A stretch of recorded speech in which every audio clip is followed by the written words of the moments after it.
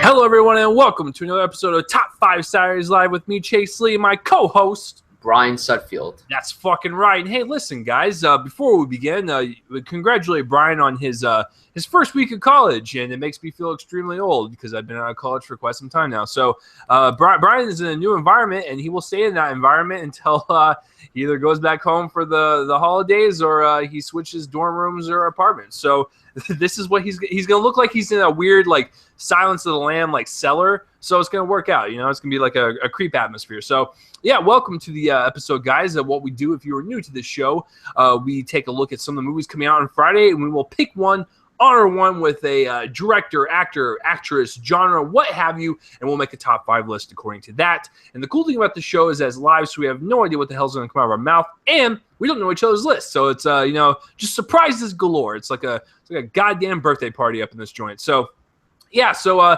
that is the show. If you're new, like I said, welcome once again. And before we begin and introduce the good old Brian over there, if you're watching on YouTube and you want an audio-only version of the podcast, link will be in the description below. And, hey, if you were listening on Spreaker and you want a video version, link will be in the description below. So before we begin into our topic, Brian, what's going on, man?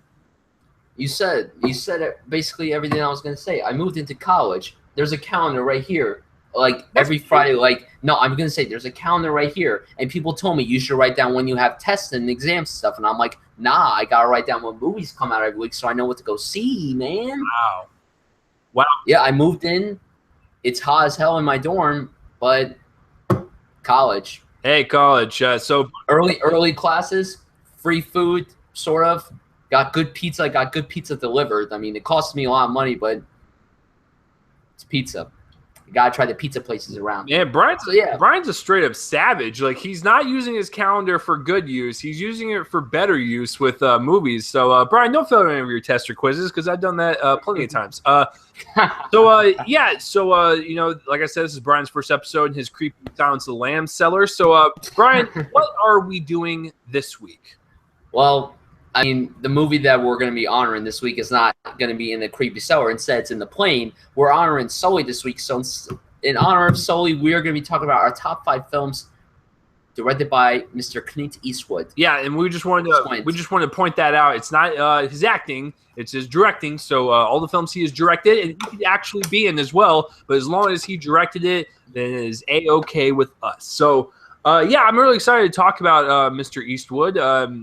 Regardless of, what you think of his political views or his crazy antics, guess what? He's a really strong filmmaker, and he's been in this business probably longer than most of you have been alive combined. So even with me and Brian's age combined, he still trumps us by like 30 or 40 years. So the guy is just a legend in this town, and there's really nothing more to say. He's just a legend in Hollywood. So, Brian, when you think of Clint Eastwood directed films, just directed, do you look forward to him? Is he kind of a hit and miss for you? Is he more, consistent? What do you think? Well, over the last few years, I could tell you that he's been very hit or miss. Like, there was one point where everything he was pulling out directing-wise was great, like nearly good or great. Now he's kind of on the realm of hit or miss, although his last, everyone's saying Sully is good, if not great. And, I mean, his last film, American Sniper, got good reviews. So now I think he's kind of going back to the good roots, although he's still kind of hit or miss, But I'm always interested in whatever he directs because I like the people he puts in his movies. I generally like what he goes for in his movies.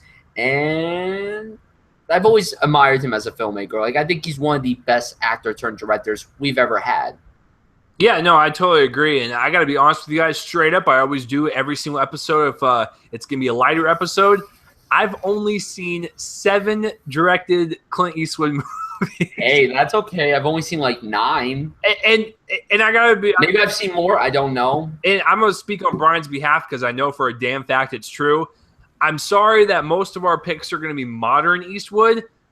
I was born in the 90s. I haven't seen much of his older shit. I apologize. So you're going to see a lot of modern stuff on here. It's just the way it goes.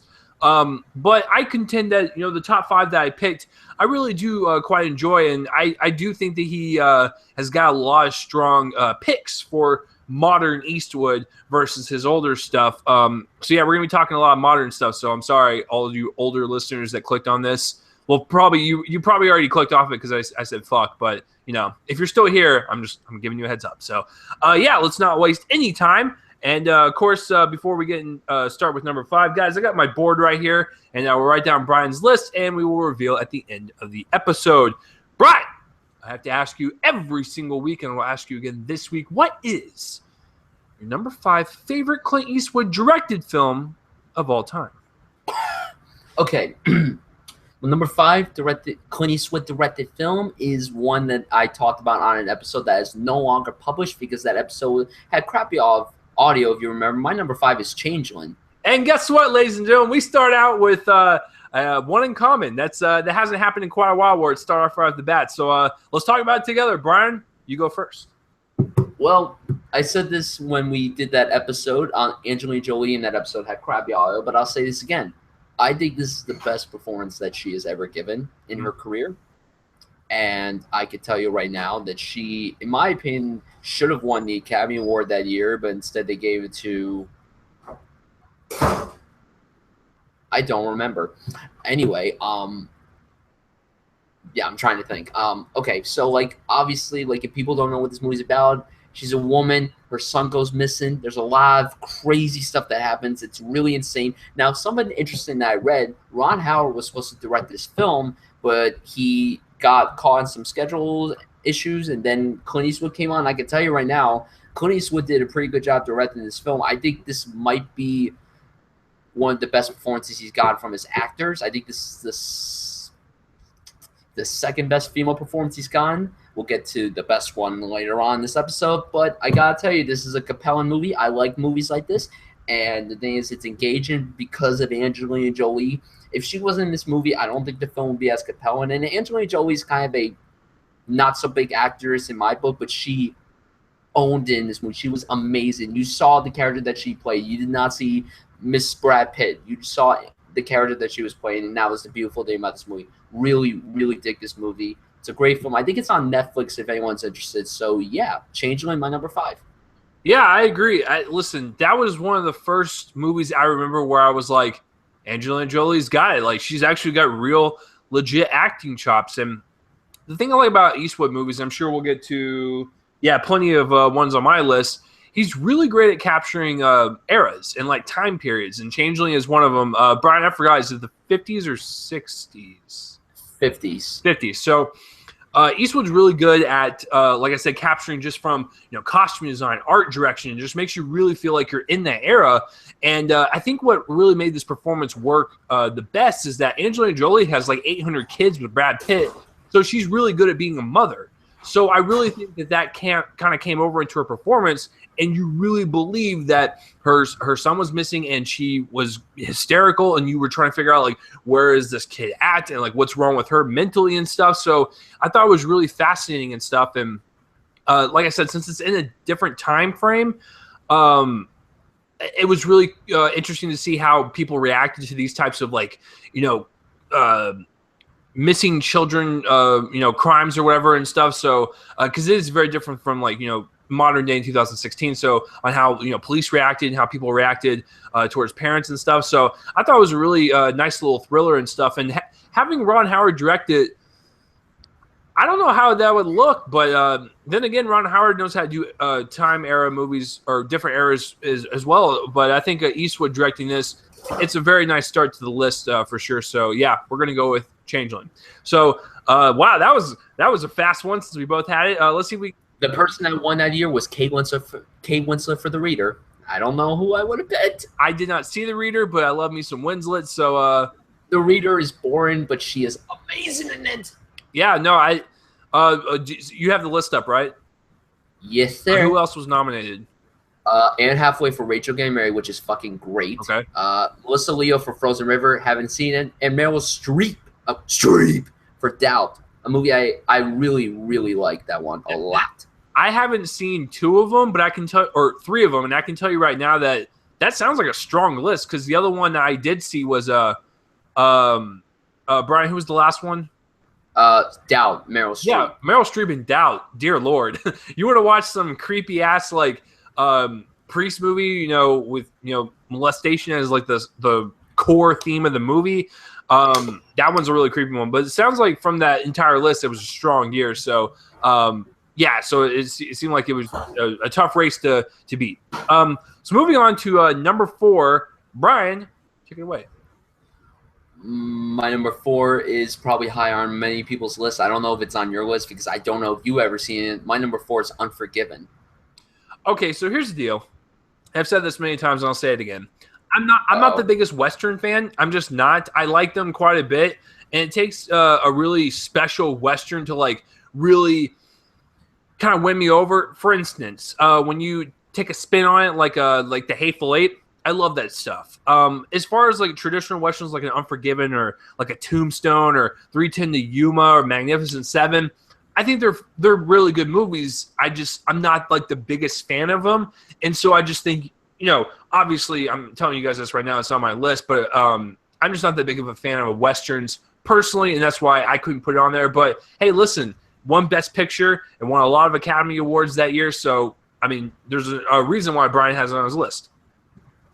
Yes, I'll agree with you on this. I'm not really a big, gigantic Western fan, although I will say that they are making a resurgence, which is a good thing because, I mean, it is the biggest genre in terms of, like, classic filmmaking. This one is awesome. Like, you have, like, Clint Eastwood, who's a retired hitman, and now he has to get back in the business, just do one last thing for money. He gets his old partner, played by Morgan Freeman. They basically go after Gene Hackman, who won the Oscar for this film. Fucking great, and is absolutely fantastic. And it's compelling, it's engaging, it's really intense. Like, Clint Eastwood knows how to do westerns. I mean, obviously, his biggest role, like, ever is in the Man with No Name trilogy. Like, that's like really what got him on the map. Even though he didn't direct those films, but I mean, he directed like Outlaw Josie Wales, and the Dirty Harry character was kind of like a Western character, except not in the Western world. And this movie, well done, well shot, well directed. Clint Eastwood won his first Oscar, technically first 2, because he was also a producer on this. And the thing that no one really talks about is the score. This film has an incredible score. Like, it has a nice little slow Western score, then it has the upbeat Western, then the like violent Western score. So Clint Eastwood is good when it comes to this genre, and this is definitely a great film in his catalog. It's just not as high for me because I just saw it for the first time last week. So I definitely enjoyed it, and yeah, everyone should check it out at least once in their life. Yeah, I think you should. If you're a Western fan, I would highly recommend it quite a bit. Like I said, I'm just not the biggest Western fan, and my number 4 pick will show you why. I'm a huge fan of war films, so obviously I'm gonna put something in favor of like a Western. I'm gonna go with Flags of Our Fathers. I was I working at the theater at the time? I don't think I was, but I did work at the theater when Letters from Iwo Jima came out. First of all, I've never seen a director do that before, where he takes a story, makes it into a movie, and then he makes another movie from a different perspective on the other side of the coin or whatever. And I found that kind of interesting because Flags of Our Fathers came out, and then the Iwo Jima movie came out I think a few years later, and it came out the same year, 2 months later. Or did it? Yep. Damn. Okay, I guess I was working in the theater because I remember seeing Iwo Jima, like some of the clips in theaters. I didn't watch that one though, but I did see Flags of Our Fathers, and I'm a huge fan of war films and stuff. And what I like about Clint Eastwood's direction in war films is he's kind of got the approach of what Spielberg did in Saving Private Ryan. It felt realistic, and it felt like just really grounded, and I felt dirty. I felt I was in this intense situation with these guys fighting and whatnot. And if you don't know the story behind the movie, do you guys know the infamous soldiers putting up the flag on the hill or whatever? That really famous statue. That's what this story is based on, and what these soldiers did and whatnot. I just love war films. It's brilliantly shot. It's really colorful. It's really dirty and intense. I like it overall. It's a very solid war film. It's not one of my favorites of all time, but if we're talking strictly Clint Eastwood directed films, I think that one's a masterwork. And it's just crazy to me that this guy, he's getting older and older and older. Like, the guy's like 300 years old, yet he still knows how to make lively type of movies to really get you engaged. He's like a Martin Scorsese on that level. You know, when Martin Scorsese did Wolf of Wall Street, it's like as if someone my age made it. And Marty's like in his high 70s, low 80s right now. Eastwood is in his 90s. Like, that's fucking like crazy. The guy's old as dirt, yet he still knows how to make a movie. And this movie was only made like 10 years ago, I believe. So it's just astounding to me that even at his age at that time, he still kicked a lot of ass, making a really intense war film. So, Brian, would you like to pass on this one, or would you like to talk about it? Well, first, before I kind of have OCD, so I'm going to unfortunately correct you. Clint Eastwood is in his mid-80s. He is close to 90, so in 4 years he'll be 90, which is absolutely insane. Listen, Brian, 80s, 90s, 200s, 300s, 1000s, he's old as shit. Well, before we record, you said he's 123. It keeps going up every time I talk about it. Listen, yes, I didn't know his age, but I knew it was like either high 80s or low 90s. It was that's funny, though. Okay, so this movie, I like it quite a bit. Like you, I enjoy war films. This is his favorite, probably, Ryan. Although I will say Letters from Iwo Jima might be the better film in terms of filmmaking, but obviously this is the more watchable one because this is the American one. And what I mean by that, this isn't, subtitles. Although I will say this was a performance that never gets a lot of credit in this movie. And, a lot of people said that this actor didn't really have a lot of potential, outside of the franchise. And Paul Walker was in this movie. And he was really good in this movie. He was one. And I will say that Iwo Jima, I cursed at one point. Like, I'm not going to spoil anything, but there's a scene where someone happens to an animal, and I just flipped out. I cursed. I felt bad about it, but that's just who I am. But this one, good film, just not on my list. Yeah, and I completely forgot Paul Walker was in it. I haven't seen the movie in a long time, to be honest with you, but like I said, I only have 7 to choose from, and that one definitely stuck with me. And like I said, I really do appreciate the different perspectives, with Flags of Our Fathers, and then flipping on to the other side with Letters of Iwo Jima. That was just brilliant. Like, it's literally the same way. Brian is he's correcting me again. Brian, what's going on? What happened? No, I was just doing a face. Oh, it looked like his OCD was kicking in again. No, like I said, I really thought that was kind of cool and unique. And I know Iwo Jima, like, that movie bombed in theaters. Because I honestly don't think people knew what it was, and they were just like, "Why is it the same story told from a different perspective?" I just saw the story, so that might have been it. But it's still an interesting concept, and I'm glad it did it. So let's move on to number 3. Brian, what do you got? Okay, my number 3 is probably much higher on your list. I just feel that the 2 I picked are better directed films, but this is a damn well directed film. My number 3 is Gran Torino. Interesting. Yes, interesting indeed. Good film. Originally, this was going to be Clint Eastwood's last acting performance, and to be quite honest, excluding that Trouble with the Curve, which is, it's okay. He didn't direct that, but it's whatever. I gotta say that this was a damn good way to go out with a bang, not literally with a bang. And his performance in this movie, but he's basically playing himself. He's just playing a grumpy old man, but he has some nice layers to him because obviously he's in this area of Detroit, and then this group of people moving. I don't want to mix up the race. I don't want to be racist or anything, but he hates these kinds of people. But then over time he starts bonding with them. When the younger boy, first he tries to steal his car, and then he gets harassed and bullied, and the family gets shot at. But then he starts to defend them. It's honestly a really great story, and Clint Eastwood. His direction, great. That he composed a few of his films. I don't think he composed this one, but he has composed a few of his films.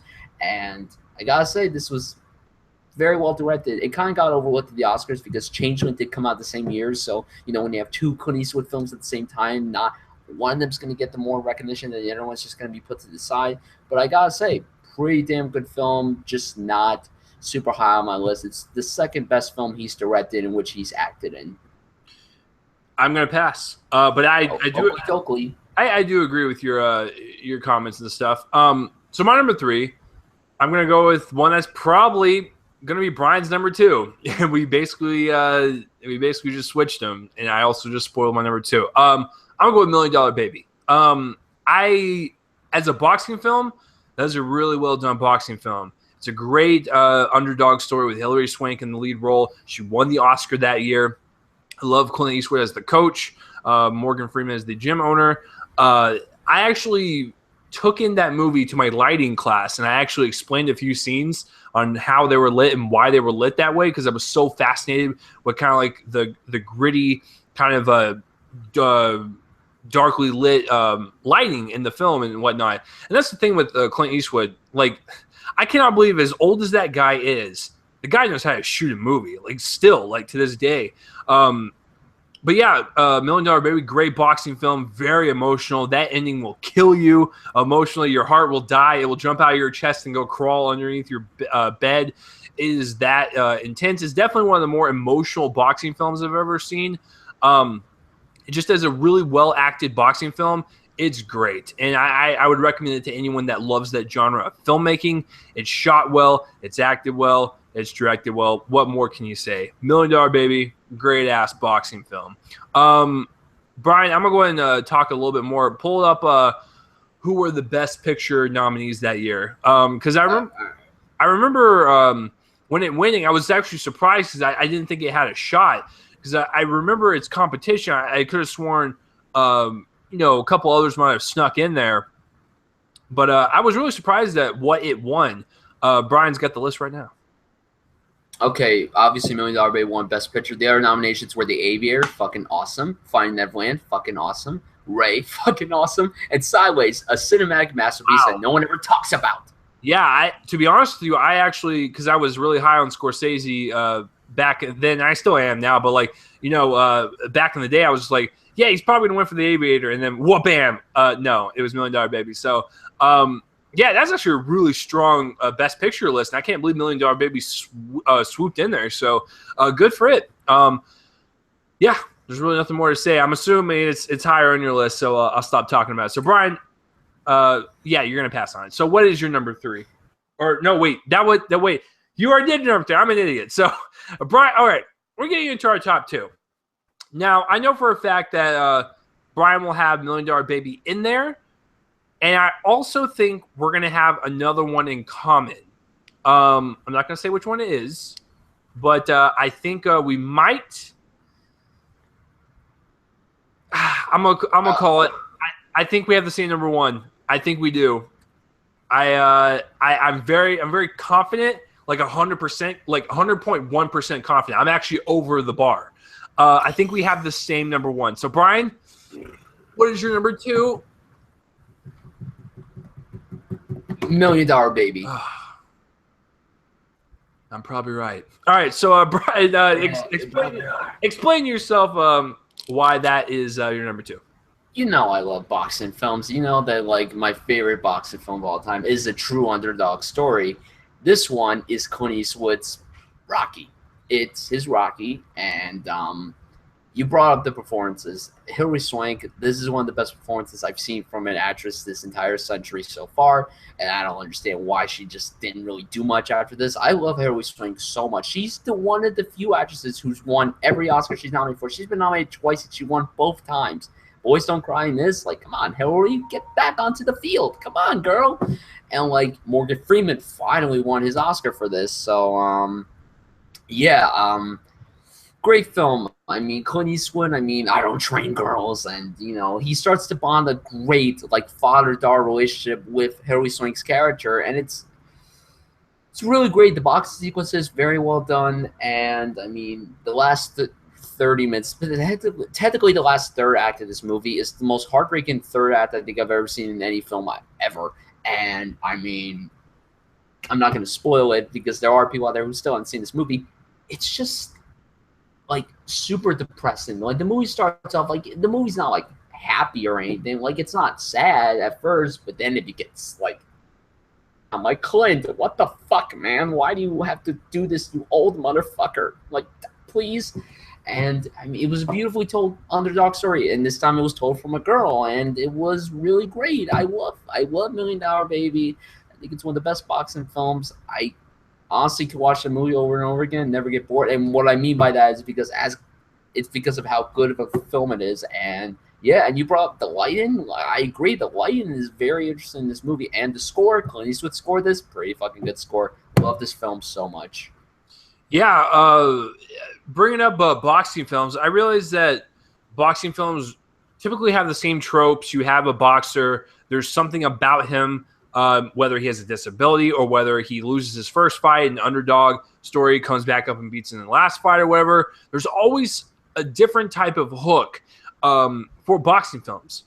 $1 Million Baby is different because it is an underdog story, but the end of the movie is what gets you. It's the hook of the entire story, making it different and stand out from other boxing films. So that's what's kind of interesting about that, is that the ending is what really kind of makes it different. So my number two, as I predicted, Brian and I have them swapped. It is Gran Torino. Listen, I was 20 years old when this movie came out. And I told my dad to see it because, my dad grew up with, the Westerns and stuff. So he likes some Eastwood. That was my first Eastwood movie in theaters. And I loved it. I don't know what it was about it. I don't know if it struck me the right way where I was like, damn, that was just a really good type of drama thriller type of movie. I loved his character and how he was grumpy, and it spawned off the meme, "Get Off My Lawn." I loved his character because he was that grumpy old man who grew up in a different era and stuff. And I realized that older people have a different mentality and whatnot, amongst people. And that's just what they grew up in. And he really kind of captured that and whatnot. And he probably was just playing himself. But I love the fact that as the movie progressed, his character progressed and he got, a lot more friendlier with his neighbors and stuff, and he really started to look after him as if he was his own father. And then, at the very end of the movie, no spoilers or anything, but he does, do some courageous things, especially for a man of his age. And you're like, wow, he was actually convinced that this person was, not as bad as he said he was, and how, he's very Clint Eastwood's character is very racist and whatnot. And then towards the end, he realizes, well, damn. They're not like that at all. And it's like, yeah, because they're people and whatnot. So, but I mean, at least his character progressed and, changed mentally for that and whatnot. And it just seemed like, it was just really like sweet story of this old man, probably in his last years of life, making one last true friend and whatnot. So yeah, I really enjoyed Gran Torino quite a bit. It's just a really great drama, thriller type of movie. Yeah, so that's my number two. Guys, our number one's here. And I know for a fact, for a damn fact, we have the same number one. So, Brian, I would like you to introduce our number one. And if I'm wrong, I might just stop the show early and just go cry. So, Brian, what is our number one favorite Clint Eastwood directed film of all time so far? Okay, if the fact this isn't your number one, then I'll be shocked because I know that you haven't really seen any of his other work. I mean, other than the 5 you brought up, including the one that potentially is our number one, and I'm like, yeah, those definitely aren't his number one. Ladies and gentlemen, the number one Clint Eastwood directed film on Top 5 Side of This Live is none other than Mystic River. Oh my God, Brian, mine was fucking Jersey Boys. I'm fucking. No, I thought yours was J. Edgar. No, I actually have never seen Jersey Boys or J. Edgar. So good. I'm proud of you. But I'll let Brian go first on this one, but I have seen Mystic River, and that was the very first Clint Eastwood directed film I ever saw. It came out in like 2002, 2003. I was a teenager at that time, so I was starting to get really into films and whatnot. That was one of the first true films I saw, and I love just real quick the writer Dennis Lehane. I love Shutter Island, so yeah, come after me. And I forgot what else he did, but Gone Baby Gone. Gone Baby Gone. There you go. Thank you. And I love that film too. So, but Mystic River was my very first Clint Eastwood directed film. Stuck with me to this day. I love it. It's a great little suspenseful thriller. So, Brian, take it away. Why is it your number one? Oh my God, this is hands down the best thing that this guy has ever directed. Okay. So, first of all, the writing is great, and the dialogue by all these characters is great. Every character is well developed. Every character gets their shining moment, and there's like no cliches. This movie is so unpredictable. You don't know what's gonna happen. You don't know who killed the daughter. You don't know who to believe. You don't know what's going on. I mean, this movie's not like confusing or anything, but you're just like, what? No, no. And it's great. It's great writing. Clint's direction, solid, absolutely solid. I mean, I cannot believe that this guy directed. I'm not gonna lie. When I first saw this movie, I had no idea that he even directed it. So when it said directed, I'm like, well, damn, it's the best thing he's ever directed. The acting, Sean Penn, best performance he's ever given, excluding Fast Times at Ridgemont High. Well, I'm not gonna lie. When I was doing the Clint Eastwood marathon, I was watching this the night after I watched Fast Times at Ridgemont High, and I'm just like, how is this the guy from Mystic River? Like, what the fuck? I don't get it. Like, how is that Jeff Spicoli on screen yelling, is that my daughter, Sean? And then Kevin Bacon as the cop, Sean, killed it. But the performance to me, that's the best in the whole movie, is Tim Robbins' Dave, because this character, you don't know what's up with him. Because something happens to his character in the very beginning that is extremely heartbreaking. It's so heartbreaking. Like, he gets me every time I watch it. And then, like, he goes through so much. He's, like, insane. But then you feel for him, and then you don't know what's going on. And then all the other side performances that Lawrence Fishburne's Kevin Bacon's partner, great. Marsha Gay Harden as Tim Robbins' wife, fantastic. Absolutely great. And then my new woman crush, Laura Linney as Sean Penn's like, look, I don't know what's going on with me lately, but when I rewatched Primal Fear, I started developing a huge crush on Laura Linney. And now every time I see Laura Linney, I'm like, yum. And yeah, great film. This film is beautifully shot. I mean, it takes place in the greatest city of all time, Boston. Everyone's accents are great. They're not like forced. And I love thrillers. This movie's thrilling. I can't stop talking about this movie. This movie is meant to be seen by everyone. It came out in 2003. It was a big year for movies because that year it was up for Best Picture and Director. Sean Penn and Tim Robbins both took home the Oscars, but the film that won that year was Return to Cain. And Return to Cain, I will have to agree, was the best film of 2003 because The Return to Cain is a fucking masterpiece. And so is this. So, Mystic River, I cannot wait to hear Chase talk about it because, to be quite honest, we never really talked about this movie. Ever. Yeah, and if you guys were wondering kind of what this film is like tone-wise, I would compare it to like a Gone Girl or like anything David Fincher did with like a Seven or something. It kind of had like that creepy type of crime movie where, you know, something happens and they have to figure it out, and you have all these characters weave in and out of the story and they all connect in some way, shape, or form.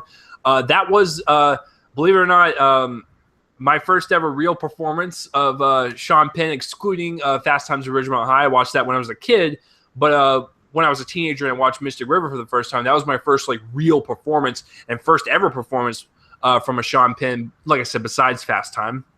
But I thought he was just so raw and real, and I felt like everything that came out of his mouth, I believed. I did not once feel like I was watching a movie. I felt like I was watching like some weird like Discovery Channel, Lifetime, History Channel, little behind the scenes of like this real crime that happened. And there's something with Dennis Lehane's writing that I really enjoy. Like I said, I love Gone Baby Gone.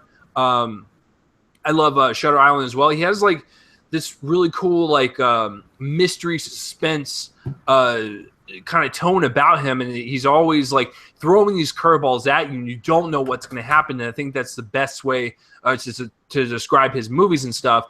And when you add Clint Eastwood's directing and really kind of pulling those performances out of these actors, it's just, I believe it's the pinnacle of his career. It is. And out of the ones I've seen, like I haven't seen one that has topped it yet. And I haven't seen it in a long time, but I remember when I watched it, it is still stuck with me 13 years later, and I've rewatched it since then. It's just a really great crime story. And like I said, you don't know what's going to happen.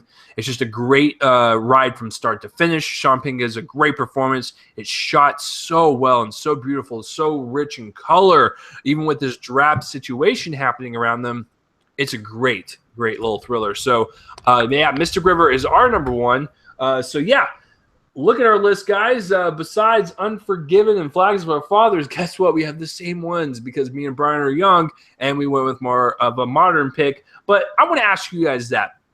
What are some of your favorite Clint Eastwood directed films? Comment in the place around my face and let me know. And please let me and Brian know, well, first of all, that we're dumb and that he's done some older films that you would recommend that we haven't seen or that we haven't talked about yet. So I would like to hear your thoughts down below. And speaking of that, let's move on to honorable mentions, the ones that just barely skate by. Obviously, I've only seen 7 of them, so I'm going to pick one of them out of the non-5, and I'll go with Unforgiven, but I already talked about that one. So, Brian, what for you barely just missed your list? Well, I just watched this movie last week for the first time called Heartbreak Ridge. He plays like a war veteran and stuff. Really fucking good. That was really good. Invictus, good film. Nothing really fantastic. Flags of Our Fathers, Letters from Iwo Jima. What else says the guy? I just watched Space Cowboys. Really entertaining film. It's like Clint Eastwood's Armageddon in a kind of fun way, but more dialogue and better dialogue, obviously. And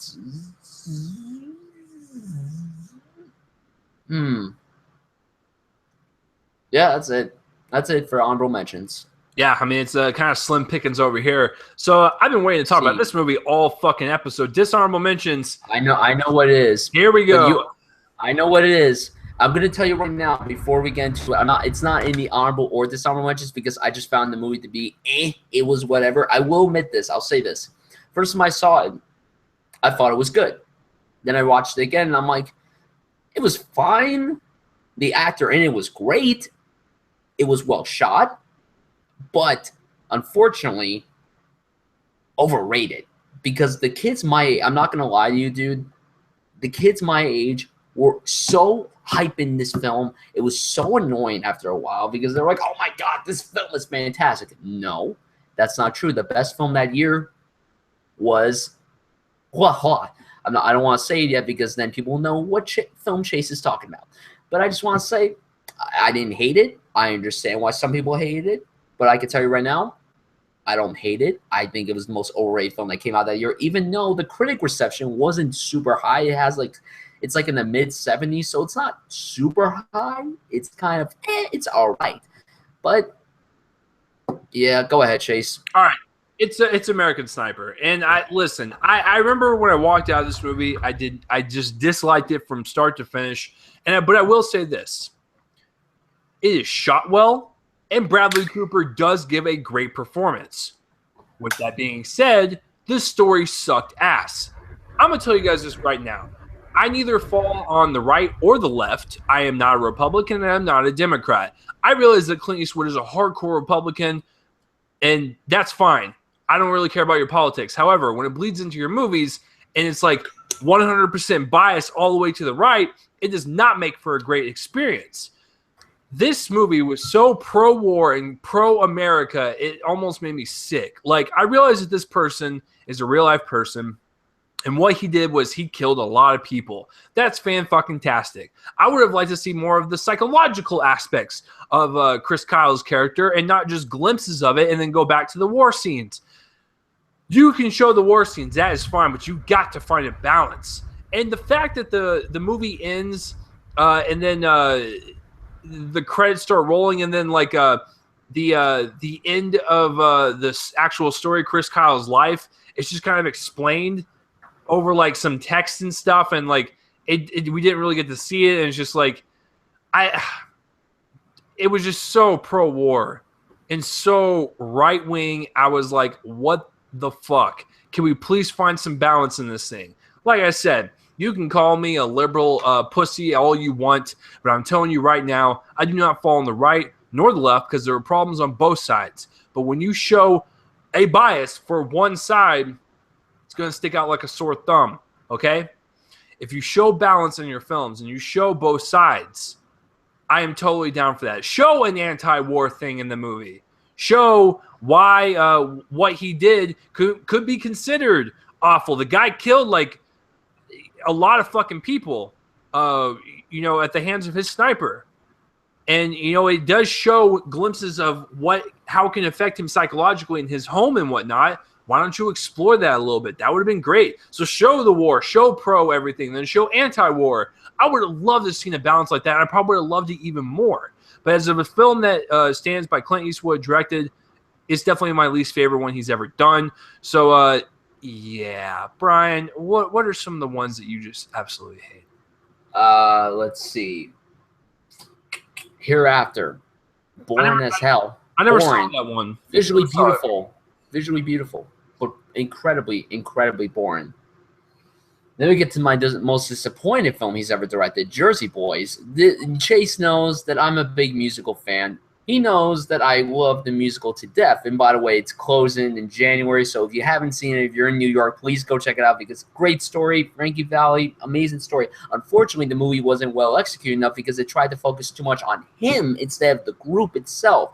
In the show, it focused on the group. He was not the right choice to direct the movie for the stage. And by the way, interesting fact about American Sniper, Steven Spielberg was supposed to direct the film, but he dropped out of it because he felt that he wasn't going to honor Chris Kyle very well. Can't blame the guy, but, you know, shit happens. And so my worst film, it's the most boring film he's ever directed. You have a great actor leading the film, and you would think even this actor could probably save the film. Unfortunately, while he is good in the film, he does not manage to save the film for what it is. The worst film that Clint Eastwood has ever directed, in my opinion, is easily J. Edgar. This one just, look, from the trailers, it looked quite interesting. I'm a huge history fanatic. I love a good historical biopic on someone influential. J. Edgar Hoover is very important to our world because he's the one who created the FBI. Without him, we wouldn't have the FBI. So people got to appreciate that. And Leo DiCaprio, great in the role, absolutely fantastic. Although that makeup was just freaked the fuck out of me. Was it weird seeing him kiss a dude? Of course it was. And but that doesn't really matter. It's just the movie's so convoluted and jumbled, it gets boring. And I hate the way they do the transitions and stuff in this movie because they go from young to old, young to old, young to old. Can you just do young and then end with old? Do not do young, old, young, old, young, old. I don't need to know everything in between. Like, God damn it, Clint. Like, stop it. Nicely shot. Some good performances. Leo's the only good thing about the movie, in my opinion. The end. Yeah, I never saw J. Edgar, and you know how much of a fan I am of Leo and stuff. I just haven't gotten around to it. But that's not to say that Mr. Eastwood, you know, still doesn't have it in him. I hear, you know, Sully is very great and whatnot, and it seems like he's going to be on the rise to turn his career around in his later years of life. And I forgot to mention this in American Sniper. I do not give a flying shit how you defend this. It is unacceptable. When your movie costs that much to make and you have a high-ass budget, why in the holy rat fuck do you have a fake baby? It is the most ridiculous fucking thing I've ever seen. There are movies with lower budgets that have babies all the time. Why in the hell could you not, like, ask someone if they could borrow the baby? It's literally one scene. Did you ever hear his stories? He said he tried, and he's like, all right, bring in the fake baby. No, you keep trying, Clint. Ridiculous. Like, it's just one scene, but it sticks out. And the fact that I knew that before the movie, I knew it was coming. And it ruined it. Because as soon as that scene happened, I paid attention to the baby. I was like, you know, I didn't pay attention to it in the trailers. I didn't even know about the fake baby because all the reviews I saw didn't even bring up the fake baby. So then when I saw the movie, I'm like, the baby's not moving. That's not real. No, it's fucking weird because, like, he's holding it, he's cradling it, he's rocking it, and the baby's making noise. And you realize it is a fake one. So it is, it's so blatant. Your budget was so high. You should have found a baby. I'm sorry. All right, so that's it. And that's my rant on American Sniper. So once again, what are some of the ones that you enjoy and what are some of the ones you do not like from Mr. Eastwood directing-wise? Comment in the place for my face and let me know. All right, so let's move on to the final bit of the episode, and that will be, Brian, what are we doing next week? Next week is a pretty damn exciting episode. In honor of Snowden, we are honoring the film star Joseph Gordon-Levitt. Yeah, it's going to be really old man Brian over there. Damn, you didn't even realize what he said. He's like, hello? All right, so... no, because it took you like 10 seconds to respond. I'm like, oh no, was I lagging? No, I was trying to do a Snowden impression. Like, I was like, Joseph Gordon-Levitt. Yeah, no, you were. Yeah, I was lagging out. So, anyways, yeah, Joseph Gordon-Levitt for next week. I'm really excited to talk about him. I think he is a very promising actor that will, I think, one day have an Oscar on his mantle. So that will do it for this week's episode, guys, of Top 5 Saturdays Live. I'm Chase Lee, and Brian, where can the people find you? Twitter at Brian Sutton98 and on YouTube at Brian Sutfield. And please subscribe to the Real Cinephiles YouTube channel. Unfortunately, there's not a URL for it because, unfortunately, the YouTube rules are stupid. You have to reach 100 subscribers in order to make a custom URL. Yippee-ki-yay. Good for you. Please check out the first episode. Just aired. New episodes every Thursday. So, yeah, please support the new show that I'm doing.